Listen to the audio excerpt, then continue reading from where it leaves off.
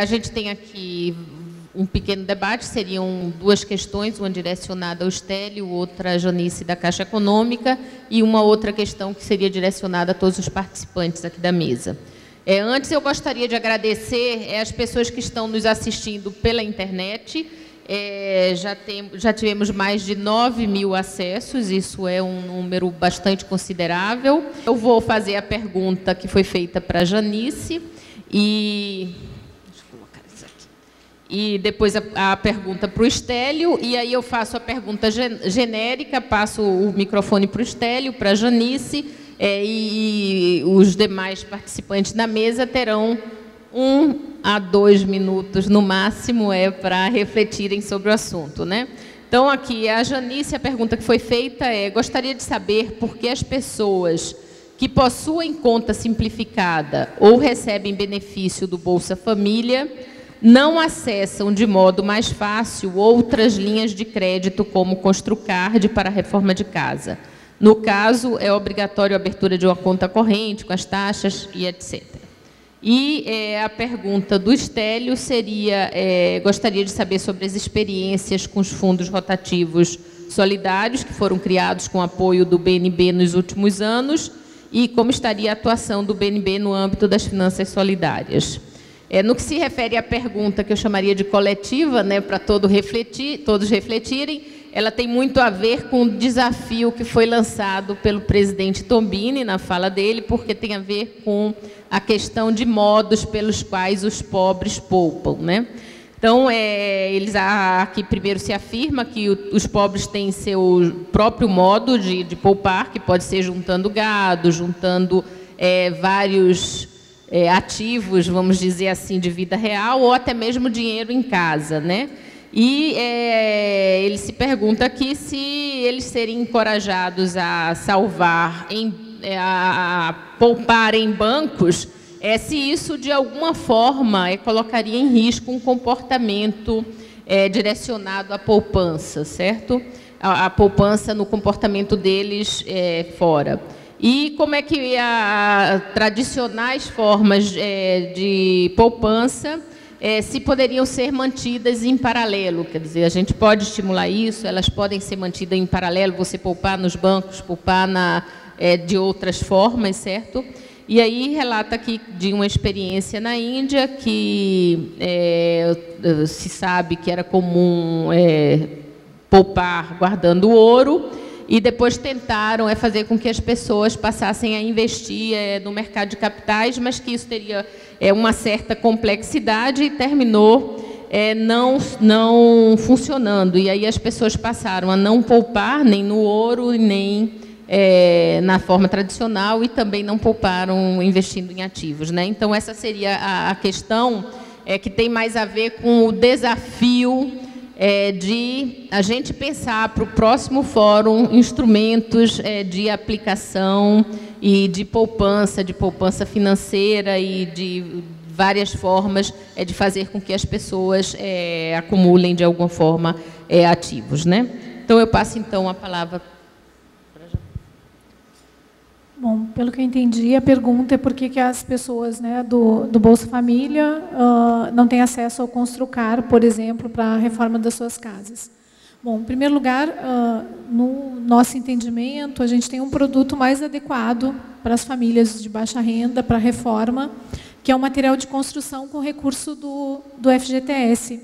Então, não sei se quando a pessoa fez a pergunta, né, o Construcar é um produto com funding da Caixa, tem uma taxa de juros um pouco mais alta que o do FGTS, então a gente recomendaria que essa pessoa acessasse o produto que a gente chama de material de construção. Elas têm acesso, as famílias do Bolsa Família, elas são público prioritário do Minha Casa Minha Vida para aquisição de imóveis, né, que a gente chama de faixa 1, e no caso da reforma, elas têm acesso a esse outro produto. Para a gente, o crédito está sempre associado à abertura de conta. Tá? Por quê? Até pela facilidade, a gente não dá o recurso. No caso do material de construção, ele vem num cartão, mas a gente não dá o recurso com uma ordem de pagamento, a gente acredita em conta, até pela questão da segurança. Então, isso já é uma prática. O microcrédito também a gente faz assim, né? Desde que a gente começou aí, inspirado aí, intensificou a atividade inspirado aí no BNB, sempre com crédito em conta, para que a pessoa tenha comodidade de fazer os pagamentos com cartão e tal. E no caso do Construcar e do material de construção, com a FGTS também, ela vai ter acesso a um cartão. O que a gente se depara é que muitas vezes as pessoas elas não têm conhecimento ou elas acham que não têm acesso, né? E isso é o que a gente precisa desmistificar. Tem produto para que eles acessem. Os juros são infinitamente mais baixos que o que normalmente a gente viu na pesquisa do SIGEP, que eles acessam fora, né, ou no sistema informal, ou mesmo de financeira e de outros meios aí. Então, o que a gente viu é que essas pessoas elas tomam crédito, muitas vezes não tomam na Caixa. A gente viu o medo que aparece na pesquisa de confundir um pouco o papel da Caixa, que paga o Bolsa Família, né, como agente de governo, e o papel da Caixa como banco. Então, muitas pessoas externaram a questão assim, se eu abrir conta na Caixa e movimentar lá, vão ver que eu recebo algum dinheiro e a Caixa vai contar para o MDS e vão cortar o meu benefício. Então, isso aparece. E a gente tem que trabalhar com eles toda a questão de sigilo bancário, isso jamais vai acontecer, né? Eles têm toda a segurança, qualquer brasileiro, né, de ter a sua movimentação financeira em sigilo, não tem nenhuma correlação de uma coisa com a outra. Então, muitas vezes a pessoa acaba não achando que não tem acesso ou não existe um produto adequado para ela.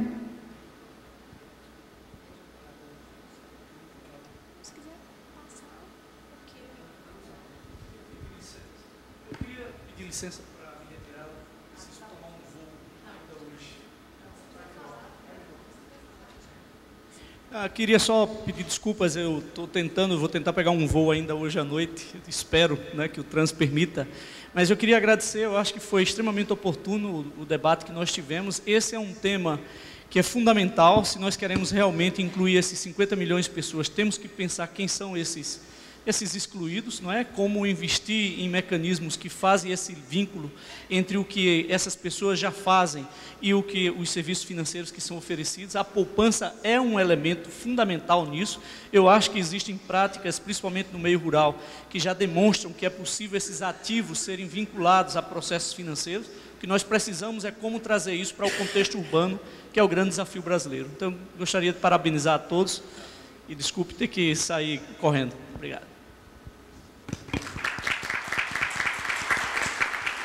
Vou responder. Rapidamente, o projeto que o banco teve para a economia solidária foi um projeto com recursos não reembolsáveis e parceria com a SENAI, Secretaria Nacional de Economia Solidária, do professor Paul Singer. Esses projetos estão em fase de prestação de conta e encerramento, e o Banco do Nordeste está finalizando o lançamento de um edital para o próximo ano. Então, no próximo ano, nós vamos ter aí um apoio por meio de editais para projetos de economia solidária. Quanto à pergunta aqui, Maruza, sobre as formas de poupança, eu acredito que o Brasil hoje já está bem avançado, e eu acho que a melhor forma de fazer poupança ainda é hoje utilizando o que tem hoje nos bancos comunitários, nas cooperativas. Eu acho que o modelo formal ainda é o que mais garantidor que vai ter para essa população de baixa renda.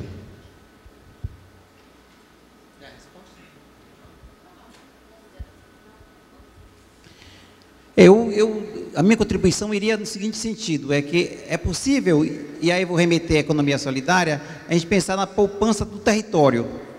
Por exemplo, eu vou pegar aqui na mesa, quando a Caixa me estimula, me ajuda a colocar um correspondente da Caixa Econômica lá no meu bairro, no banco comunitário, e as pessoas deixam de pagar um transporte para ir para fora do bairro. Ela fez aquele dinheiro circular lá dentro, porque o bairro economizou dinheiro, então ela tem mais dinheiro, ela compra mais localmente.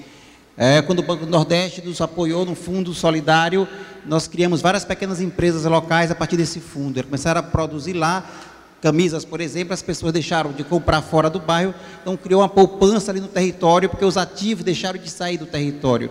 As tecnologias de tablet e todas as outras, quando passam a utilizar na comunidade, deixam de ir lá fora buscar Então, eu posso criar uma poupança do território. Eu quero agregar essa contribuição para o debate da poupança, que eu posso pensar na poupança individual, mas como é que um território, ele também poupa a partir do momento que ele consome produtos, serviços bancários, financeiros e de mercados em geral, na própria comunidade, evitando que a comunidade perca seus ativos, perca suas poupanças e se empobreça, fique mais pobre.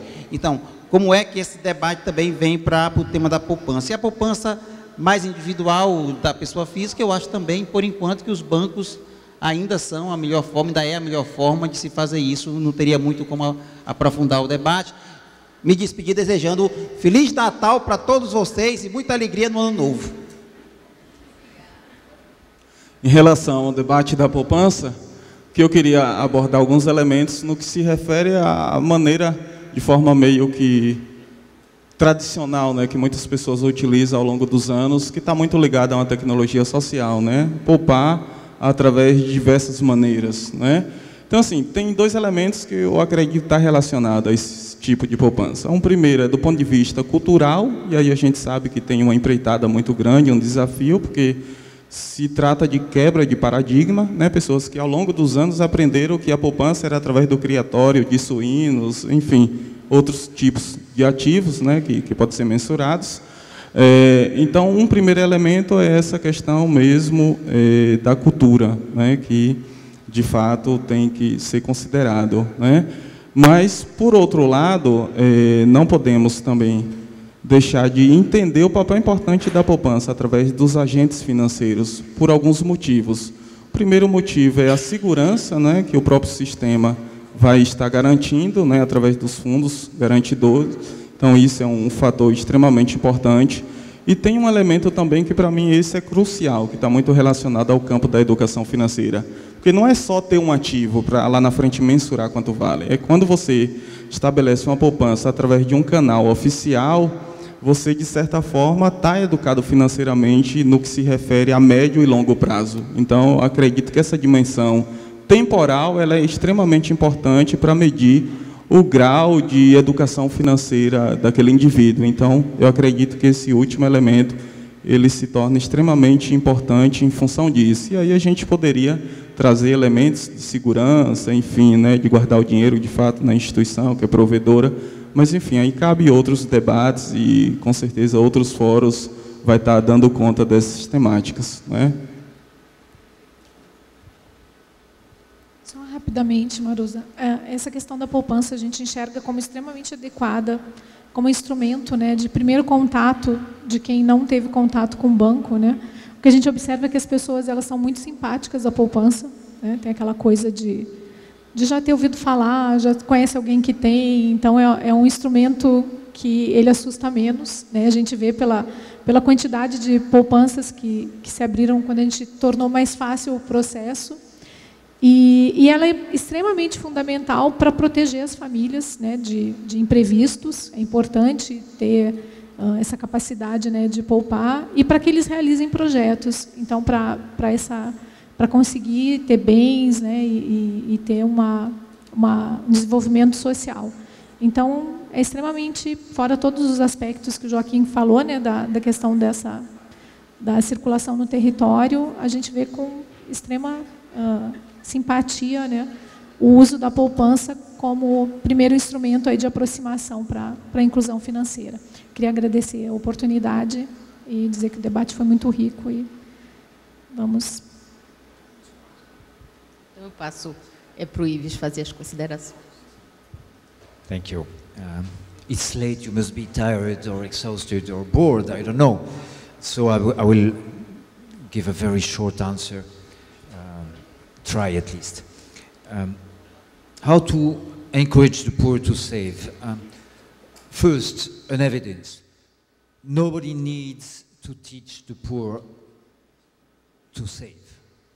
The poor are saving since thousands of years. They don't need the central bank. They don't need Fundação Capital. They don't need the government of Brazil to save. They already save. They are saving. They are willing to save. It's a vital matter for them, first. Second, we can have the best possible deposit-taking services, savings services in any bank or cooperative. it's not enough for the poor to pass the threshold of the bank, enter and buy the service, because most of the unbanked do believe that the banking system is not for them. There is a huge psychological obstacle for them to enter for the very first time in a bank, and that means that we don't only have to work on better deposit-taking services or saving products or whatever financial services we want to sell the poor, but we also need to work on the demand side of the problem. How do we encourage the poor to take advantage of financial saving and realize monetary saving is a better option than traditional saving under the mattress? If we encourage the poor, and we know how to do that, we can encourage the poor to enter a bank and open a bank account, of course with financial education and simultaneously with small token financial incentives that effect. I mean, with very, very low investment investimento baixo, precisamos convencê-los de que a melhor opção é abrir uma poupança.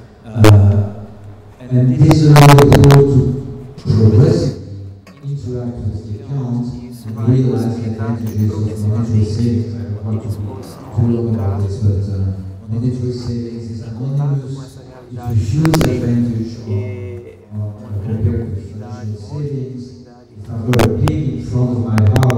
Se eu tenho minha casa, é o tradicional de guardar dinheiro.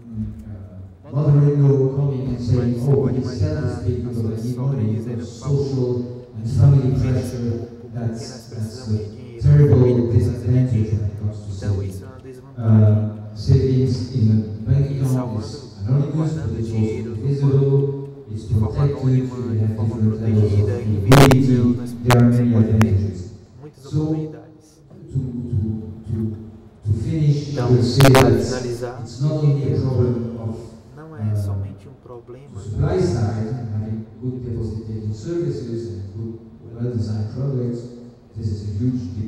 é só um problema de serviços bons para oferecer, mas é também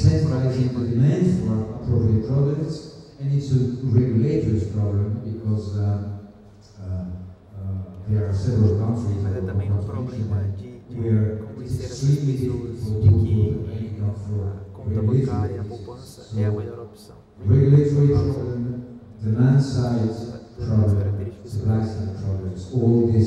Então existem todos esses problemas que devem ser cuidados simultaneamente. Bom, se vamos considerar o grupo dessas mulheres que nós entrevistamos, que já poupam em casa, se a gente perguntar o que você quer, o que você gostaria, o que você precisa para poupar, a resposta é algo que não seja nem tão perto, para que a qualquer momento eu possa ter acesso, e algo que não seja tão distante, que é burocrático, que não tem liquidez, que para mim é difícil acessar.